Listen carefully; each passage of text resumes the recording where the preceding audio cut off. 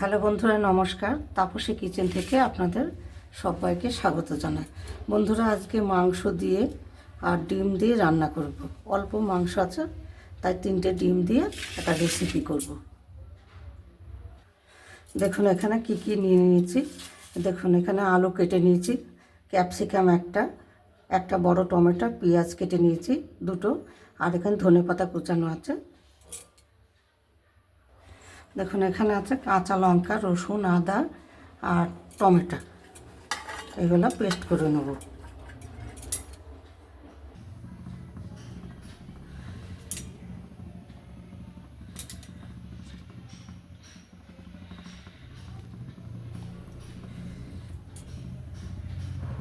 দেখুন বন্ধুরা, এবার কড়াই আমি তেল দিয়ে নিলাম। প্রথমে দেখুন আমি ডিম 3টে দিয়ে দিলাম, এই ভেজে। দেখুন ডিমটা আমার ভাজা হয়ে গেছে। এবার আলু কটা আগে ভেজে নেব। দেখুন একটু দিয়ে দিচ্ছি হলুদ গুঁড়ো। দেখুন আমার আলুটা ভাজা হয়ে গেছে, এবার তুলে নেব। দেখুন একই তেলে গোটা জিরে, তেজপাতা আর এই দেখুন এলাচ, দারচিনি। দেখুন এবার দিয়ে দেবো আমি বন্ধুরা পেঁয়াজ কুচি। পেঁয়াজগুলো ভালো করে ভেজে নেব। এবার দিচ্ছি ক্যাপসিকাম কুচি। গেছে, পেঁয়াজগুলো ভাজা হয়ে গেছে। এবার আমি মাংসটা নুন হলুদ মাখিয়ে রেখেছিলাম, সেই মাংসটা আমি দিয়ে দিলাম। এখানে এবার দিচ্ছি হলুদ গুঁড়ো। বন্ধুরা, এই রান্নাটা একটু ভিন্ন ধরনের হবে। দেখুন এই টমেটো কুচি দিয়ে দিলাম, সেই মশলাটা করে রেখেছিলাম, সেই মশলাটা আমি দিয়ে দিলাম।